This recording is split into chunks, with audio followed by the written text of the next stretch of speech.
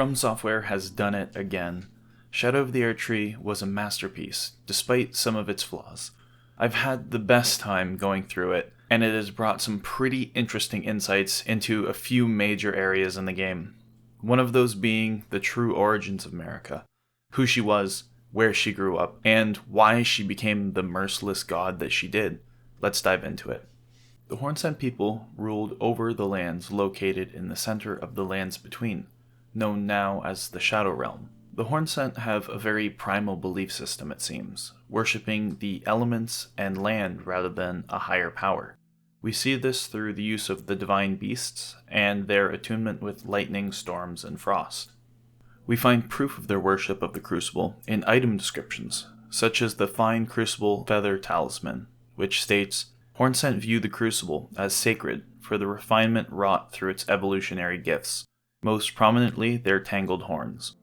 We also see this in how these Crucible aspects grow on the creatures of the land. The Hornsent believed heavily in deities and saints, with many inhabitants striving to be guardian deities of the land. However, there is a more sinister side of their worship, the saints. Saints are the amalgamation of those who were stuffed into pots, whether that be out of punishment or just pure cruelty. The Shaman people were used as the glue that melded the pots together. Told to us first in the Tooth Whip description, saying, as the wounds ripen, they grow inflamed and ooze pus. The flesh of shamans was said to meld harmoniously with others. This is confirmed further with some dialogue from a Hornsent spirit at the Whipping Hut, who says, for pity's sake, your place is in the jar. Nigh sainthood itself awaits you within. For shaman like you, this is your lot. Life were you accorded for this alone. Clearly telling us that the societal purpose for shaman are to be used as the glue that builds the Hornsent saints. It seems that sainthood is a form of redemption for Hornsent people who are criminals or generally despised in some way by Hornsent society. The Innard Meat item description states, this is what becomes of the condemned, to get sliced up and stuffed into jars to become saints instead, telling us that the jars are also used as punishment.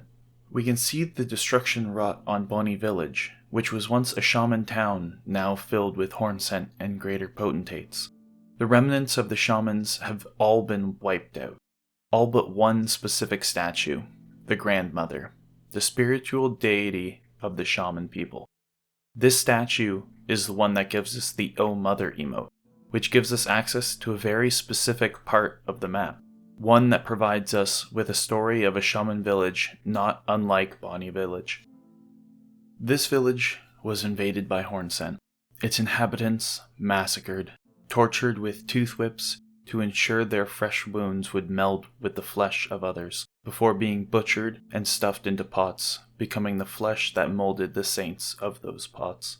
Among these shaman was a young girl, one who managed to flee, escaping the attack with her heart filled with resentment for the Hornsent. A girl that went on to harbor this resentment for the rest of her life. A girl whose name was Marika. Following her escape, Marika finds herself at a cathedral not far from her home village, the sole cathedral of the Greater Will in these lands, where she meets Metter, the first envoy of the Greater Will. We don't often receive visitors. I am Ymir. Welcome to Manus Metter. It is a pleasure to have you. In lands so forsaken as these, chance encounters are precious indeed. We are told by Count Ymir that Metter is the mother of Marika and her fingers. Do you recall what I said? That Marika and the fingers that guided her were unsound from the start? Well, the truth lies deeper still. It is their mother who is damaged and unhinged. The fingers are but unripe children, victims in their own right. We all need a mother, do we not? A new mother. A true mother who will not give birth to further malady. Now, I don't believe Metter is Marika's mother in a physical sense, but rather that of a surrogate mother. Marika was raised by Metter alongside the Newman people of the Greater Will, who will go on to become leaders of the lands between on behalf of the Greater Will. Seduced by the promised power that the Greater Will is offering to its followers, and driven by vengeance, Marika continues to follow the Greater Will, being chosen by her own fingers and going on to become an Empyrean. Following the guidance of her fingers, Marika gains the power and knowledge she needs to become a god. She makes her way to the Gate of Divinity, where she wields her rune of the Elden Ring and ascends to godhood. Shortly thereafter, Marika's first child, Mesmer, is born. Marika then enacts her revenge on the Hornsent for what they did to her village, purging the world of all she deemed impure, burning their cities to the ground, sealing their tower in shadow, and using Mesmer's kindling to torch the crucible, leaving a shadow of itself behind. Following the crusade and destruction of the Hornsent, Marika seals away these lands, creating a realm of shadow to lock the Hornsent and the evidence of her heinous actions away. She's also protecting the rest of the world from Mesmer, should he ever lose control of the great serpent that burns within him. As one final act before she leaves, Marika returns to her home village to say her final goodbye, birthing a minor Erdtree in the center of her village, knowing full well there's no one left to heal. She heals the land instead, producing ever-growing flowers in a place that was devastated by cruelty, and leaving her golden braid as one final parting gift for the grandmother of her people. Born now is Queen Marika the Eternal, the ruler and god of the lands between. She continues her conquest throughout the lands between, with a goal of placing all people under one banner in the form of the Erdtree. With Godfrey, her king consort, and the power of the Elden Ring in hand, she sees the giants wiped out and the flame of ruin tamed. In the end, her final opposition was defeated, and Marika says, "Let a new epoch begin, an epoch glistening with life.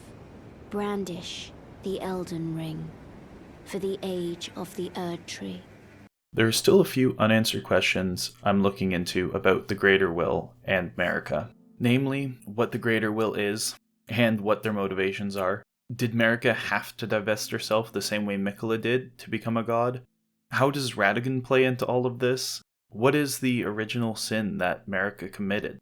And who are the Newmen? Are they the Shaman, or something else entirely? For now, at least we get some answers about Marika's motivations and some of her backstory. Let's hope we can piece together the rest of it in the near future. Thank you all for watching. There's still a ton of topics that I want to dive into. The DLC provided some incredible information that has changed my outlook and perspective on a lot of things, so I can't wait to share all of that with you. I hope to see you in the next one.